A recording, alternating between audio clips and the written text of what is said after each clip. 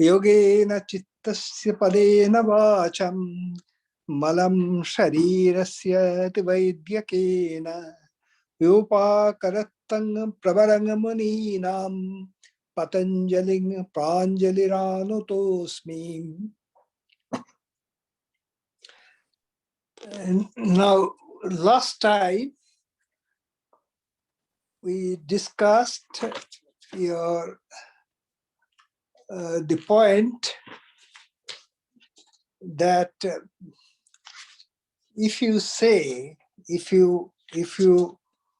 would agree that there is a Purusha, because Purusha cannot be seen, whereas Chitta, the mind, can be felt. We are always working with the mind, and we know that there is a mind. We can even see your mind because we say that we are happy, we are unhappy, we are frustrated, we are angry, etc. So we can see our mind. Now, the question is this, that those who won't agree that there is a really Purusha, they say that Chitta is doing everything. What is the need of this Purusha, etc.? And for them, it was established that Chitta is not saprakasha. It cannot reveal itself. It requires the help of something else. Chitta is a matter. And whatever is a matter, Chitta is an object. And it is not the subject. So it is not possible for the Chitta to reveal itself. So therefore, the Purusha has to be accepted. Now, those who are adamant, they are saying that no, this Chitta, which is being transformed every moment, you say, maybe the next Chitta is you're seeing this Chitta which is vanishing. That was the Sutrakar says that if you admit that, then what will happen? Then this new Chitta, you are admitting a new Chitta, that will require another Chitta to be revealed, etc. So there is no end to it, and there will be confusion in memory, and there cannot be any storage of memory. So this is not tenable, this idea. That was our last sutra. Now, it is being said now, Chiter aprati sankramayat tadakara patto swabuddhi samvedanam. Now,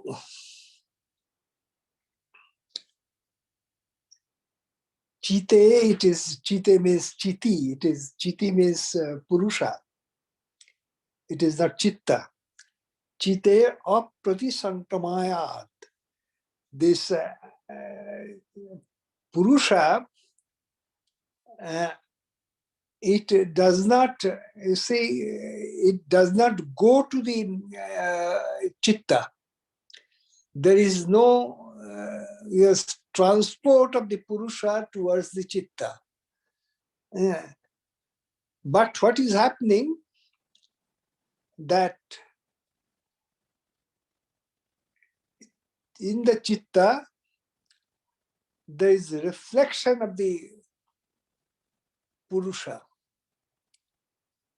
So, on the other hand, the Chitta is having the reflection of the external world. For example, you are seeing a tree, your eyes, etc., are helping you. If you are very near the tree, you can touch even it. You see, so all these things, but finally it goes to the Chitta. Now, in the Chitta, there is the Chitta for the time being is colored by this tree. by this phenomenon of this tree. So, since your the chiti or the purusha is being reflected also in the chitta, so from there the purusha, you see, takes this impression. So it knows our thoughts, our what is the chitta is occupied with is known by the purusha due to this process. Is due to this reflection it is having. So it knows what is in your chitta. That is the sutra is being said. Next sutra is Drishti Disho Uparaktang Chittang Sarvachan. That means chitta is being colored by two things. One is the external world. It is coloring it. That means that's why you can know the external world. But we have said that chitta is not is matter. So how does it know? It is also being colored by the purusha. So both the drashta, the seer, and the seen, they're coloring the chitta. So therefore the chitta is able to know everything.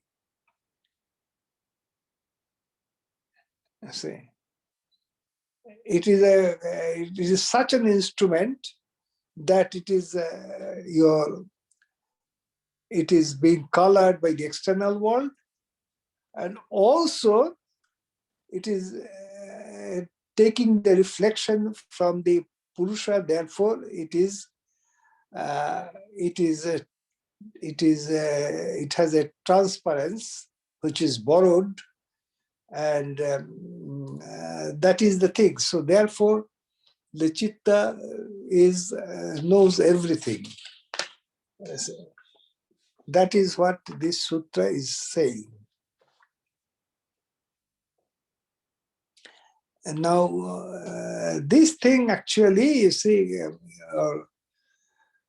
confused the philosophers. You see, especially some Buddhist philosophers are saying there is only this chitta. That means whatever you are seeing is actually the being by the chitta it is being manufactured. You see. So this confusion was there.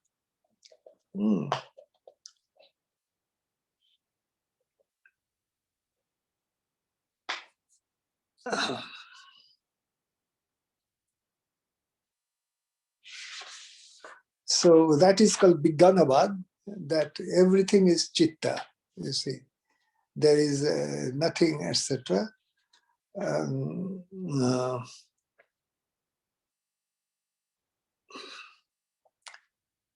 Now the next sutra is saying, Tad asankheya vasanabhis chittamapi parartham sanhatya karitvat. Now, in the chitta, there is innumerable vasanas, innumerable desires. That is coloring our normal person's chitta. But since the chitta is an element of combination, it combines everything, you see, because you see, when you are seeing a tree, for example, it is taking all the things which are carried by the eye to us it is making a combination of all these things. It is a combination that means it is combines with itself. You see, if you are near the tree, you can feel the tree. That is also, that feeling is also being carried, you see, to the citta. That is, it is everything. You see, if you are, for example, tasting the leaves or the fruits of the tree, then you are, through another sense, you are getting another aspect of the tree. So all these things are being, carried to you, and it is being synthesized by the chitta. So something which makes the synthesis is doing it for something else. That is the idea. So for example, in a state, you find the police is working, the soldiers are working, and the citizens, they are giving tax. Now all these things are synthesized, you see, by something, so that you know thereby that all these things are for the ruler of the state, whoever might be. In democracy, it is the people themselves.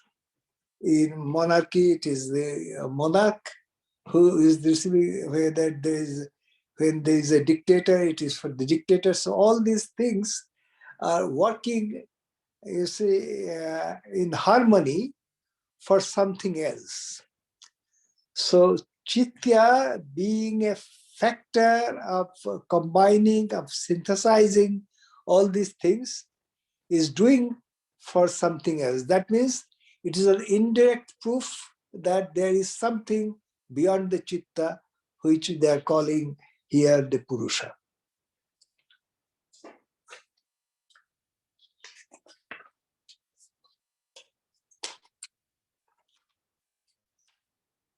Next sutra is saying, Vishesha Darshina Atmabhav Bhavana Vinivrittihi.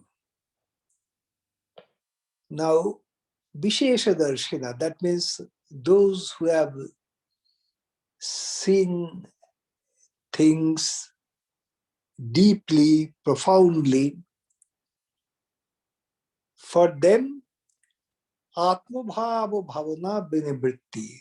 What is this Atmabhava Bhavana? Atmabhava Bhavana means normally people in your search of a spiritual answer of the things they're seeing, they're feeling, they always put questions: from where have I come?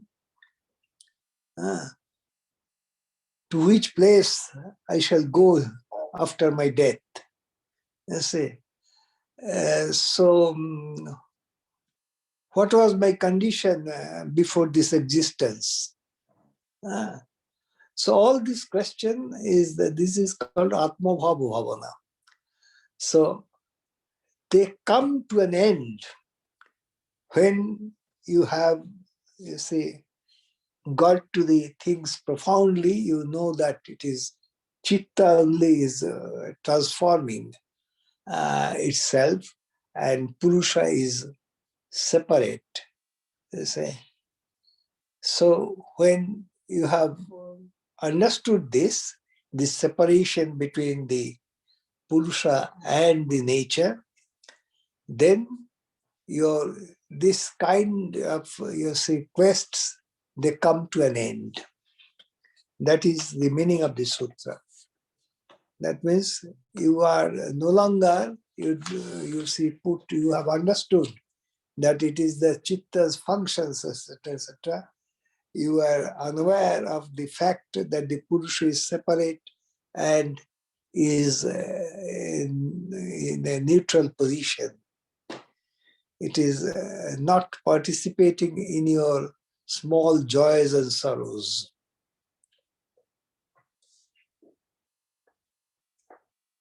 Then what happens?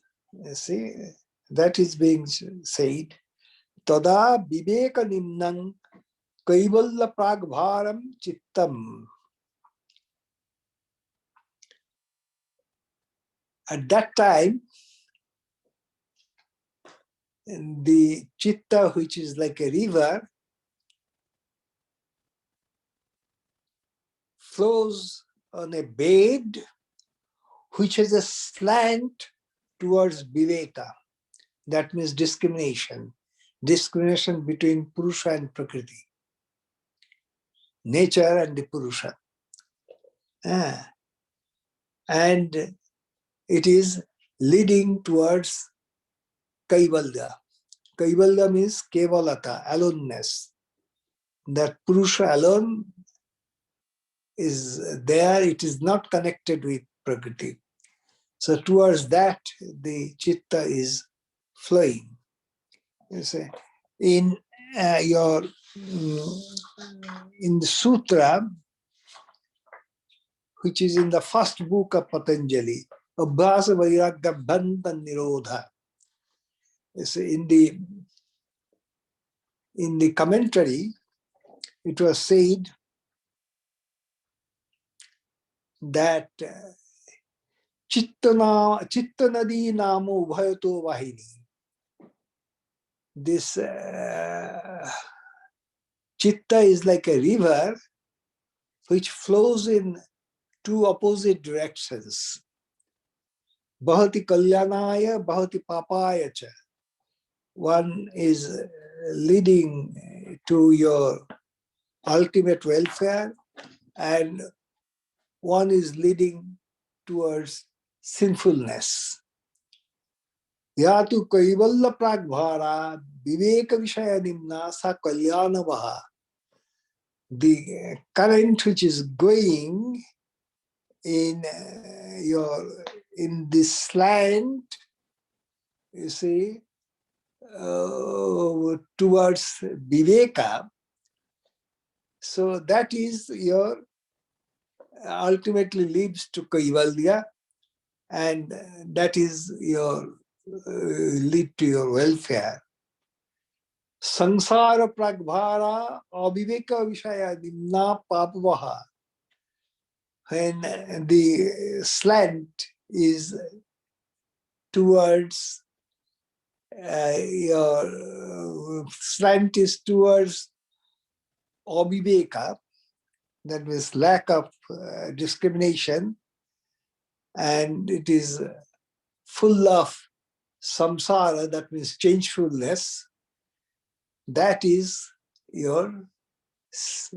leads to sinfulness.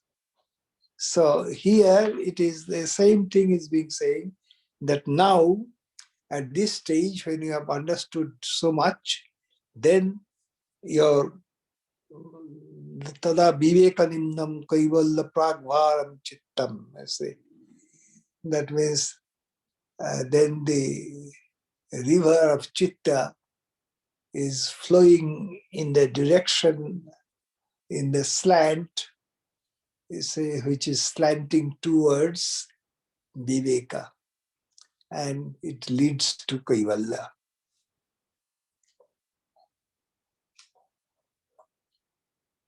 Tachideshu prattaya antarani sanskaredhya.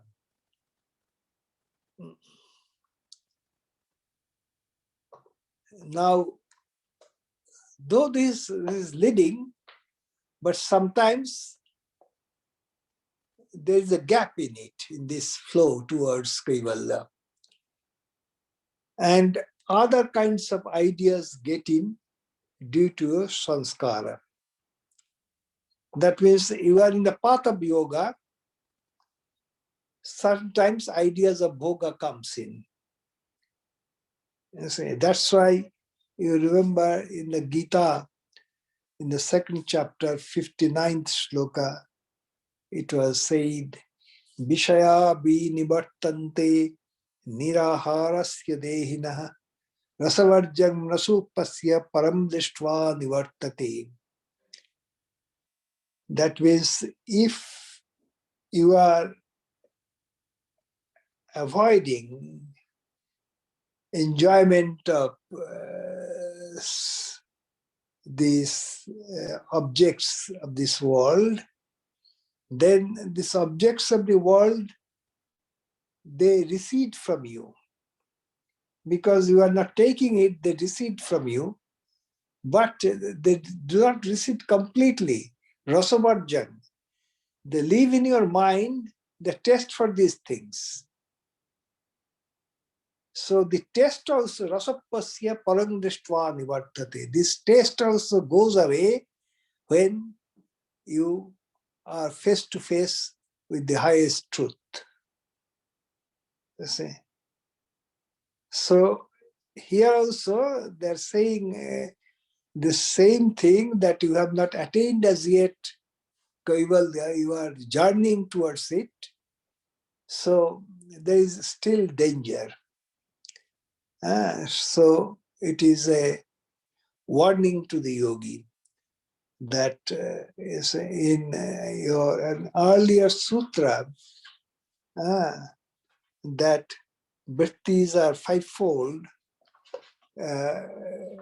They are saying also the same thing, that when the klishta vrittis are there, that means the vrittis which leads to suffering, these are there, suddenly there is gap in it and there is the other thing comes in. That's why you see, you are in the midst of tremendous your sorrow, for example.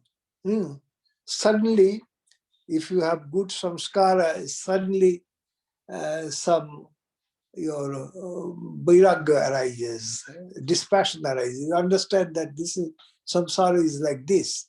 There is no meaning in lamenting about these things. There will be bereavement, there will be loss, etc.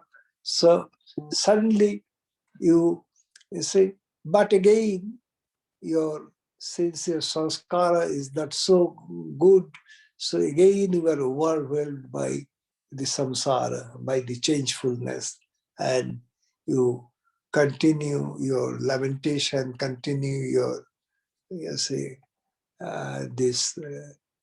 are beating of the chest, etc.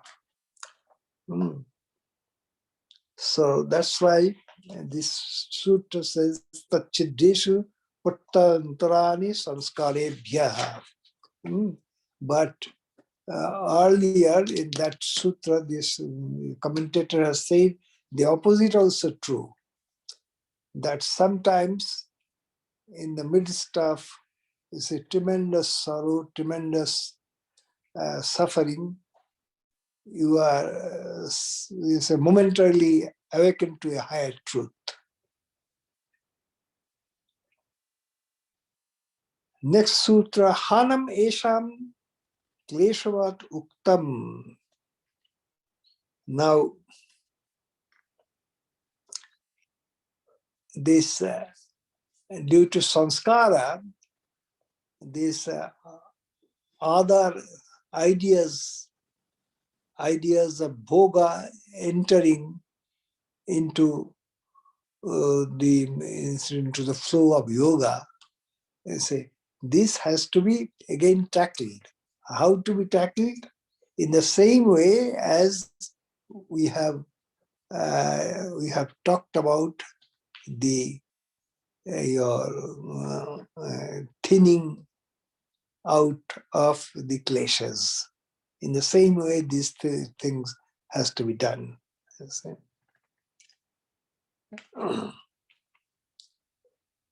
So, and that means this is called aviplava vivekkhati. That means your viveka should be always dominant, and there should not be any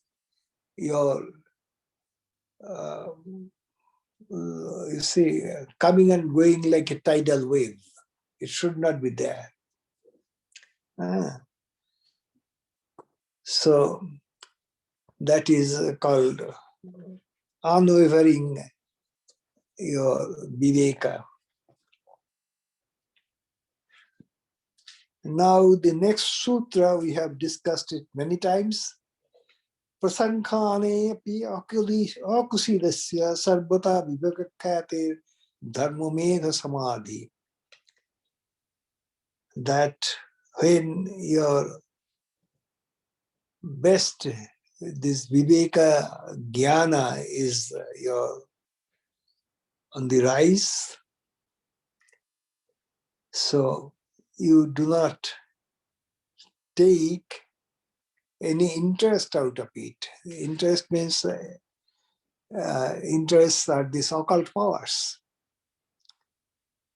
Occult powers come to you, you see, they try to tempt you, you see. So if you are not willing to take those interests, akusida means interest, because these are not the main things, these are the side things which come to you. But if you are totally, say, unwilling to take these things and again go in the path of bhoga, then sarvata vivekakhati, since you have always this rise of viveka, due to that you have dharmamedha samadhi. That means without any effort, you have samadhi, which we see in the lives of Sri Ramakrishna, Sri Chaitanya, etc. There is not to go into samadhi by your unconscious effort. Yes. They used to go into samadhi as easily like that. A little song, a little word, they go into samadhi. You see. It is not due to the application of their mind in a very special way, etc. No. It was the idea is that when there is a cloud in the sky and the cloud is giving rains, the farmer do not have to make any special effort to irrigate his field. So dharma has become so concentrated in those persons that it showers, you see, and without your effort, things are done. So that is the imagery of dharma mega samadhi. Tata klesha karma nivrittihi.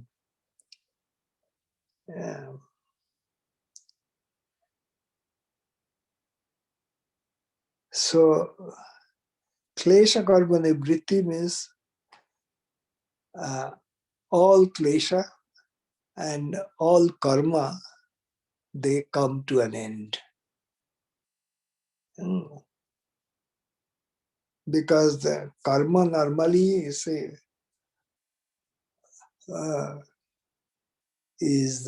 due to avidya. You do karma. So therefore, that is klesha karma nivrittihi. So all karma, whether it is papa karma or punya karma, you see, shukla and ashukla, all karma, they come to an end. And Chandagupadishad has said that tasya tavadeva chittan yavanna vimoksha atha sampatsye. That means for these yogis, chitta remains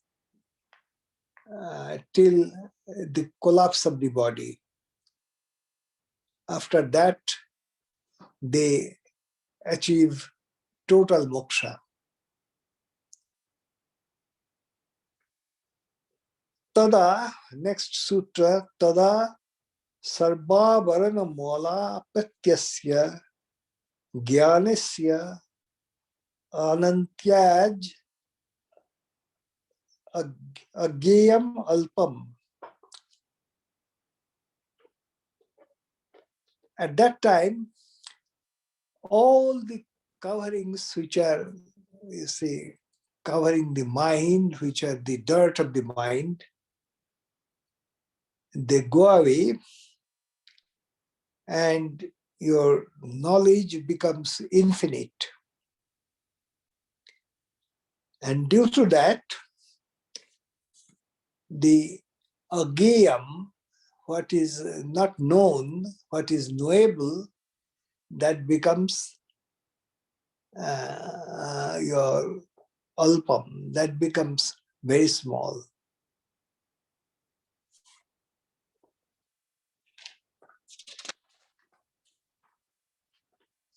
Because this is spiritually speaking, that means in the spiritual world you have very little things to know. Tata kritarthanam parinama krama samaptir gunanam. At that time, this yogi who has already got dharma megha, samadhi, etc.,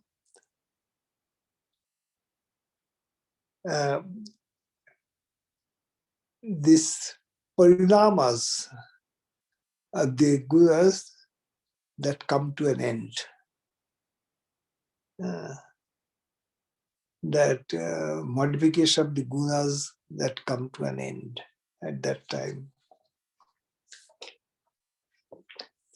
Next sutra, Shana Pratiyogi Purinama Aparanta Nigrajha Kramaha. That means idea is that the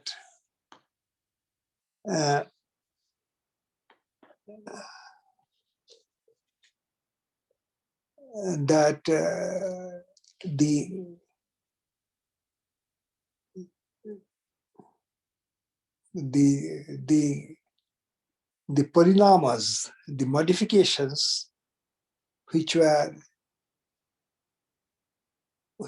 coming in succession of momenta, each moment is krana. So which were this each modification is lasting for a moment only. So they come to an end. So when they come to an end, you see, that is called the krama, that is succession. So this succession, you see,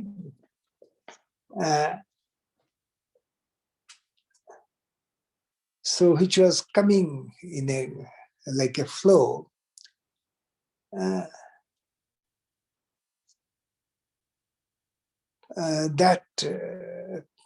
is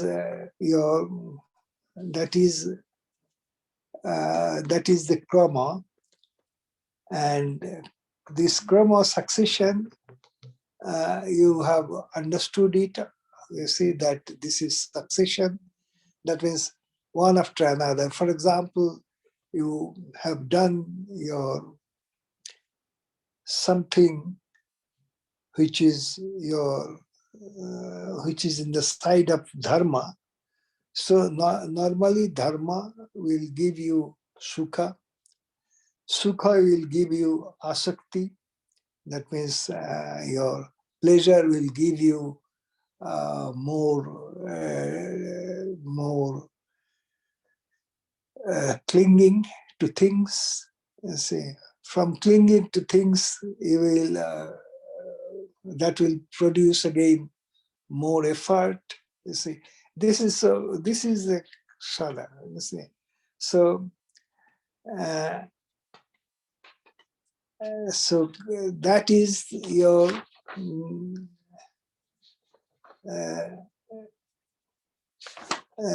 this is called succession. You have understood it because when you have gone deep into Kaivalya, you have understood that everything is succession. As Buddha said, that he said that it is something which existing gives rise to something else. This is the nature of samsara.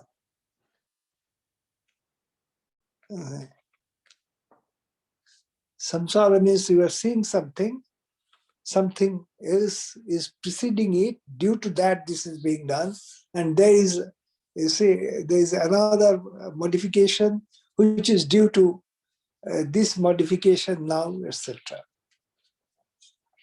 So, you see,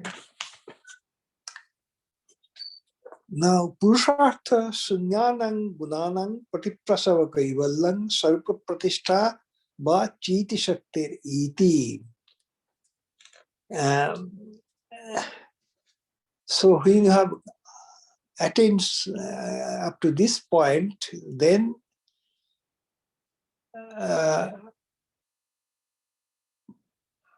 Purusha, you see, Purusha has been satisfied now because it is no longer entangled with Prakriti, and this modification of gunas that end for you, and what remains is Sarupa Pratishtha. That means of Chiti Shakti, that Chiti, that Purusha, is established in himself. Yes. Idea is that nature, the task of the nature is to lead you to this apavarga, this is called apavarga, through bhoga, through experiences. So through joys, through sufferings, and in this samsara is mostly suffering. So the result is that finally you are you go beyond the clutches of these changes, and so nature is like you say well-wishing mother. So it has led you to this point, and you are attaining Kaivalya. That is the idea. Now, any question? We have ended the 4th book of Patanjali.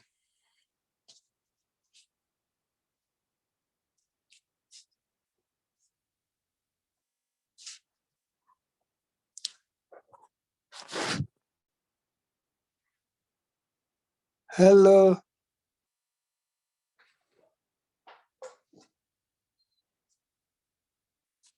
There is no question.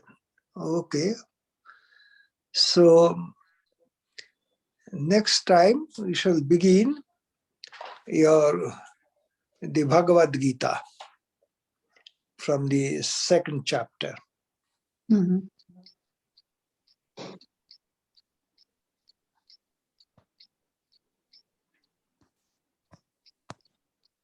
Thank you, Swamiji.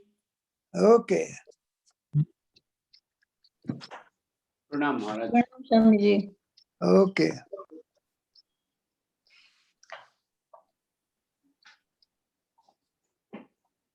So, Pranam Maharaj. namaste.